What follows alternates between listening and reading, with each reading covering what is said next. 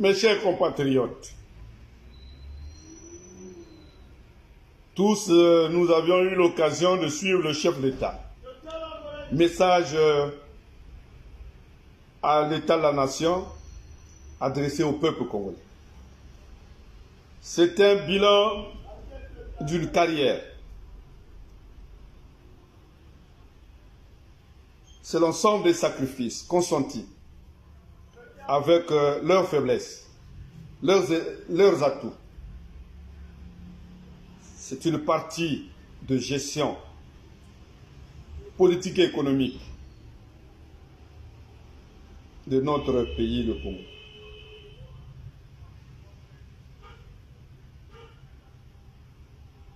Les atouts, quand vous le remarquez, ce n'est pas seulement moi qui le remarque. C'est un message adressé à la jeunesse. Et parce que l'on peut considérer que les ombres qui luttent contre la paix, le bien, le vivre ensemble, et peuvent manipuler cette jeunesse au dessein de ce tournant majeur qui pointe en perspective, ce tournant 2026. Et donc le président de la République, à mon entendement, s'est adressé à la jeunesse. Et cette jeunesse adverse qui pense que le bilan du président est une haute trahison et qui dans les pays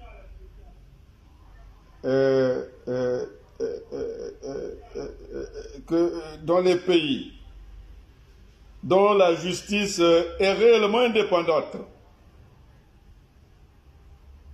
devait procéder à certaines procédures de censure, de la censure de la fonction présidentielle.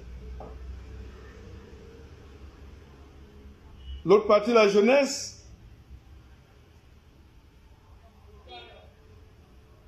je crois, est appelée à prendre partie active aux côtés du chef de l'État pour toute éventualité et que produirait les scénarios en cours. Parce qu'on ne lâche rien. Mais nous pensons que c'est un message de prise de conscience d'une jeunesse qui devrait gagner dans la paix, d'une jeunesse qui devait gagner dans la réflexion. Parce que, quel que soit le temps, ces aînés qui ont su donner le meilleur d'eux-mêmes,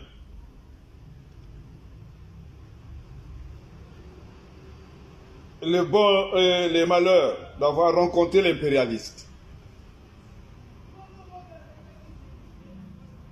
dans sa fureur. C'était difficile, mais c'est une période qu'il faut prendre comme une expérience.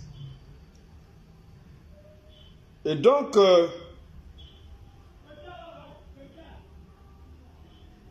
cette jeunesse alternative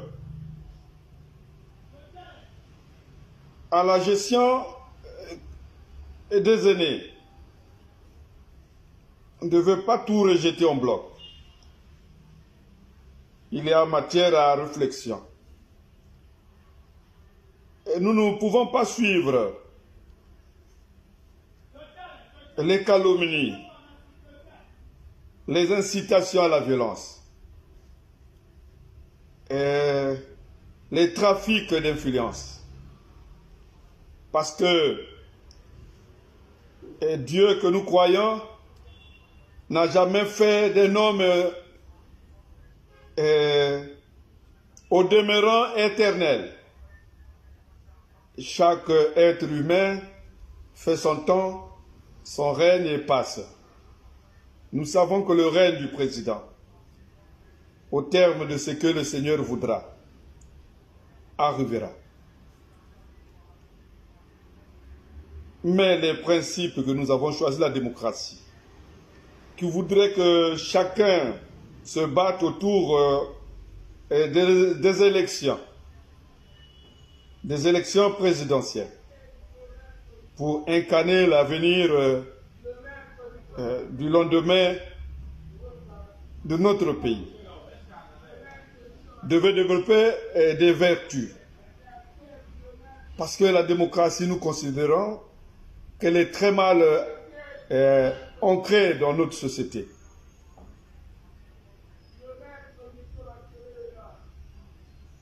Parce que les lois à l'intérieur sont très mal écrites, il ne ressort pas de nos aspirations locales.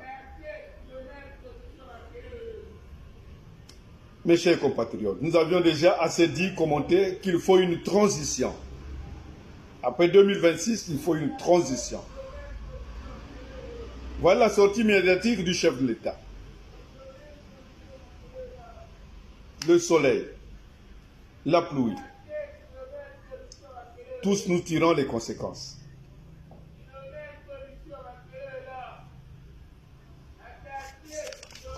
Je voudrais dire notre part de ce que nous savons du soleil et de la pluie. C'est peut-être cela, vieillir, quand le soleil et la pluie ont effacé les uns après les autres. Les contours et chargés des images ont une ombre pelucheuse. Même si tout se floue et se vague, laissant encore des traces, fragments, toujours plus rares, de ce qui constituait le tout, le regard chaleureux des visages oubliés, un parfum, une musique dont la mélodie échappe, une chambre alors que le souvenir de la maison ou son emplacement nous fuit, une prairie le long d'une route au milieu du néant, tel que circonscrit l'œuvre humaine.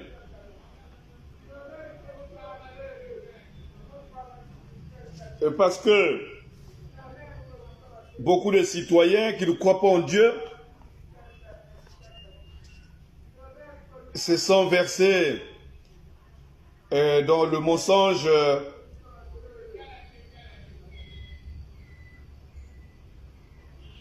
des humains. Beaucoup d'entre nous ont cru en l'homme. Ils ont abandonné la réalité. Voilà pourquoi, dans certains discours sur les podiums, dans les salons, un homme se substitue au-dessus d'une nation, d'une république, d'une démocratie.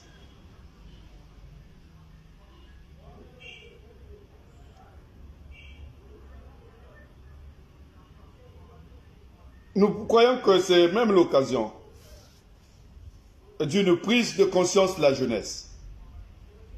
Et qu'une guerre de génération est ouverte.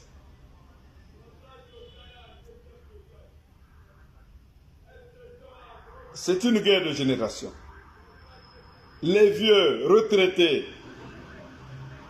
ne veulent pas aller se reposer pour laisser la place à la jeunesse, que la jeunesse essaie de travailler.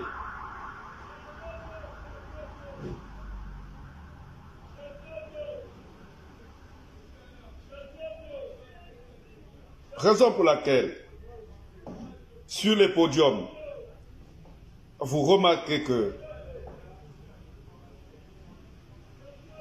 les gens bafouent leur retraite.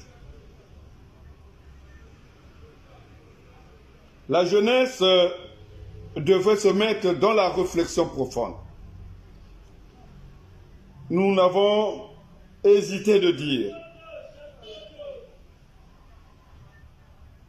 qu'il était important de réviser partiellement la Constitution en cours en République du Congo. Parce qu'il faut intéresser l'aspect de la retraite qui n'a pas de concession à faire dans l'exercice de l'État, dans la politique nationale. Le Sénat est une structure qui définitivement devait être annulée, rayée dans la gestion de notre pays. Et car la plupart de ceux qui sont là-bas ne sont plus des patriotes congolais, c'est des patriotes au service de l'impérialisme de l'étranger, parce que chacun appartient à une secte. Et ces sectes-là sont étrangères. Voilà comment le Congo souffre. Et le travail aujourd'hui, c'est faire le témoin. Transmettre un témoin bipé pour que continuent à régner les mêmes tares qui ont gaspillé l'université Maringouabi, qui devait être l'essence même de la production des cadres et pris de la cause de notre pays, du développement, de la paix durable. Mais ces gens répondent à quelques individus parce que c'est devenu des gourous qui les a menés à des rites multiformes. C'est le sens que nous donnons au bilan de l'œuvre de nos aînés.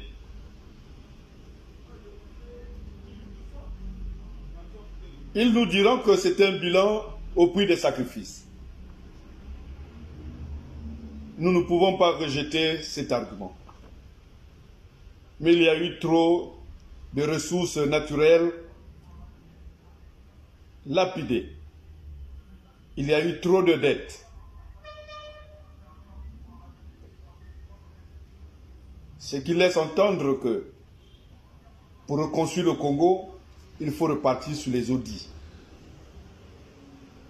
Il faut refonder la justice.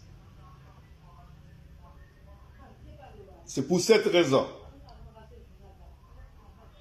nous croyons au renforcement des pouvoirs du Conseil supérieur de magistrature. Débarrasser de ceux qui ont gaspillé leur vie dans les sectes. Nous allons rechercher l'élite locale pour nous aider à régler en profondeur la situation du Congo et produire les lois qui peuvent développer le pays. Sinon, nous sommes tout faux.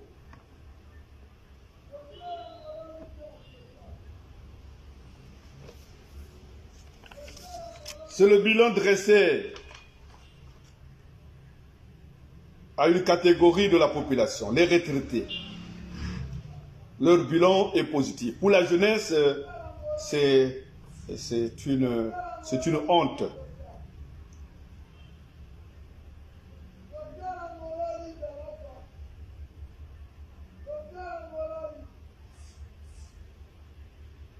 La jeunesse devait se reconstruire sur la base de notre paradigme politique. Nous avons dit qu'il faut un nouveau régime. Nous l'avons dit, le bicéphalisme.